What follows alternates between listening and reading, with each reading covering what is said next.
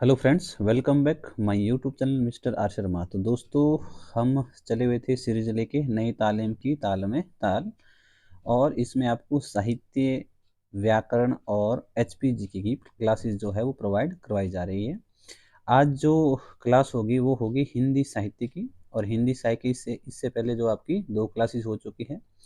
तो यदि आपको पिछली क्लासेस नहीं मिल रही तो आप प्लेलिस्ट में जाकर देख सकते हैं। नई तालीम की ताल साहित्य नाम से आपको जो है ये सीरीज मिल जाएगी। तो इसमें आप पिछली क्लासेस भी देख सकते हैं, और अपने दोस्तों के साथ ज़रूर आप इसे शेयर करें, लाइक कमेंट ज़रूर किया करें। यदि आपके कोई सुझाव हो तो वो भी आप कमेंट बॉक्स में डाल सकते हैं। चलिए शुरू करते हैं आज की क्लास।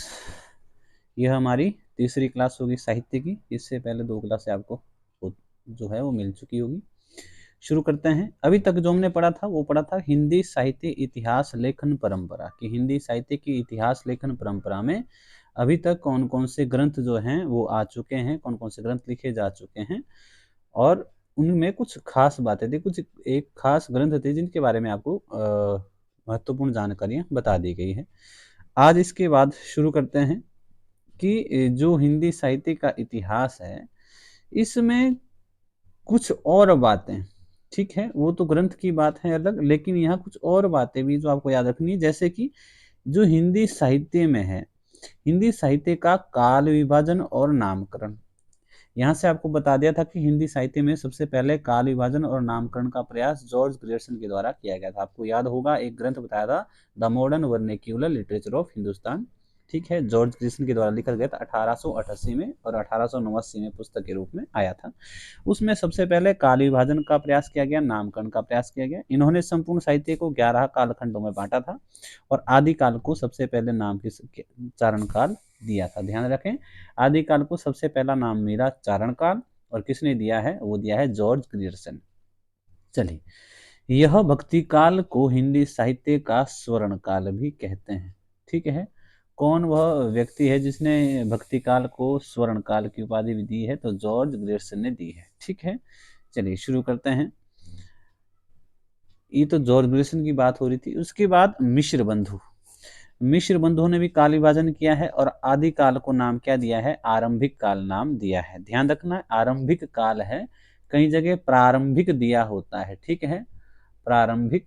कई बार तो पेपरों में भी यही दिया होता है प्रारंभिक, कि प्रारंभिक नाम देने वाले व्यक्ति कौन है। तो आप जो है वो मिश्र बंधुओं ने आरंभिक नाम दिया है, ना कि प्रारंभिक नाम दिया है।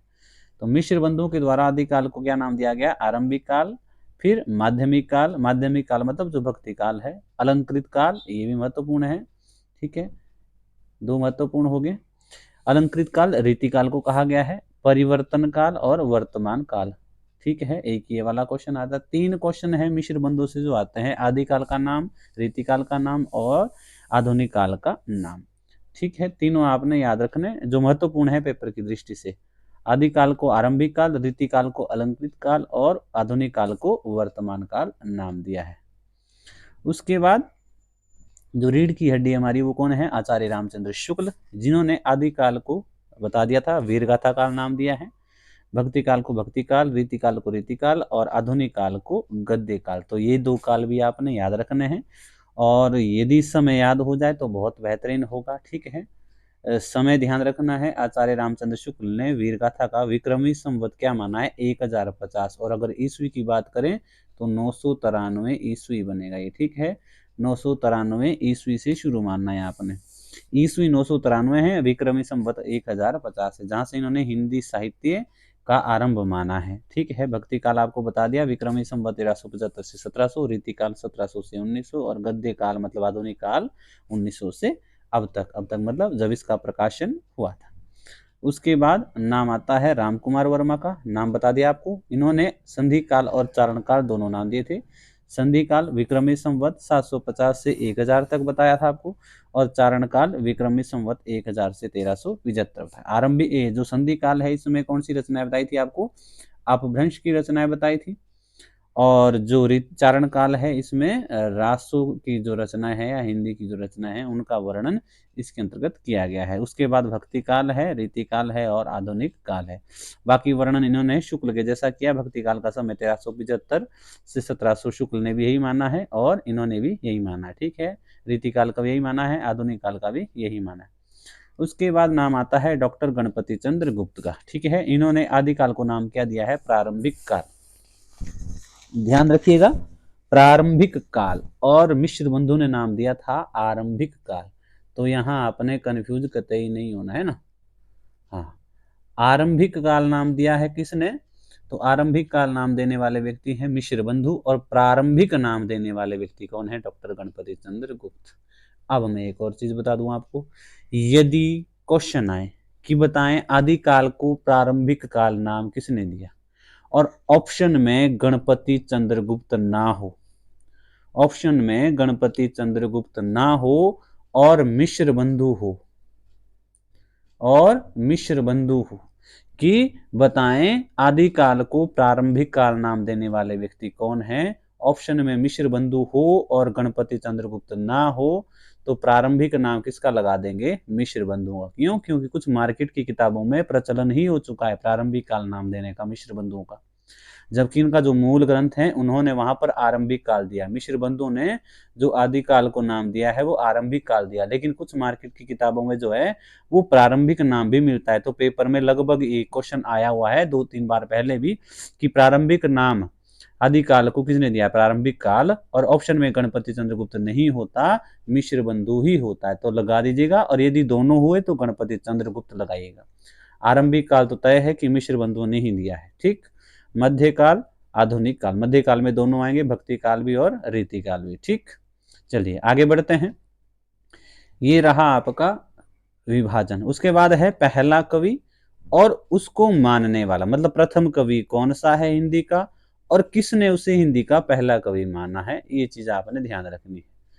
चलिए, सबसे पहले स्वयंभू को किसने हिंदी का पहला कवि माना है? राम कुमार वर्मा ने। पुष्य या पुंड, मतलब जो पुष्पदंत थे, उन्हें किसने माना है? शिव सिंह सेंगर ने। भाका की जड़ भी कहा था, भाका की जड़। ठीक है, भाका की जड़, भाका भाषा को कहा जाता था। ठीक है, तो भाका की जड़ किसे कहा जाता है? पुष्य या पुष्पदंत को। किसने कहा था? शिव सिंह सेंगर ने। अब्दुल रहमान हिंदी का पहला कवि किसने माना है? हजारी प्रसाद द्विवेदी के द्वारा। जोइंदू को किसने माना है? वासुदेव के द्वारा। विद्यापति को किसने माना है? बच्चन, बच्चन जी ने विद्यापति को जातीय कवि भी कहा है। जाति, हिंदी का जातीय कवि। ठीक है, बच्चन ने किसे हिंदी का जातीय कवि कहा है? तो विद्यापति को कहा है। सरहप्पा को किसने माना है? राहुल सांकृत्यायन ने। ठीक है, राजा मुंज को किसने माना है? चंद्र शर्मा गुलेरी। गोरखनाथ को किसने माना है? माता प्रसाद गुप्त ने। शलिभद्र सूर्य को किसने माना है? गणपति चंद्र गुप्त। ध्यान रखना है, यहाँ से क्वेश्चन आता है। गणपति चंद्र गुप्त ने हिंदी साहित्य का आरंभ कब से माना है? 1184 ईस्वी से। ठीक है, शालिभद्र सूरी उसी दौरान में लिखने वाले व्यक्ति थे। तो गणपति चंद्रगुप्त ने हिंदी साहित्य का आरंभ 1184 से माना है। चंद बरदाई को आचार्य रामचंद्र शुक्ल ने। ध्यान रखना है, जो चंद बरदाई हैं उसे हिंदी का पहला महाकवि माना है शुक्ल ने। हिंदी का पहला महाकवि, ध्यान रखना है। ठीक है, हिंदी का पहला महाकवि शुक्ल के द्वारा कौन है? चंद बरदाई है।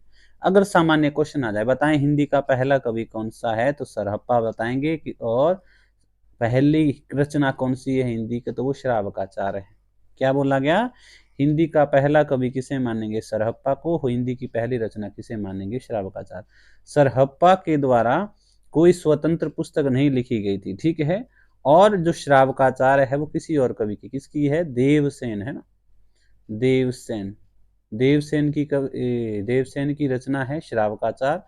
933 ईस्वी में लिखी गई थी श्रावकाचार, जिसे हिंदी की पहली रचना माना गया। और सरहप्पा हिंदी के पहले कवि, इन्होंने कुछ पद लिखे थे। ठीक है, चलिए उसके बाद है आदिकाल का नामकरण कि किसने क्या क्या नाम दिया है।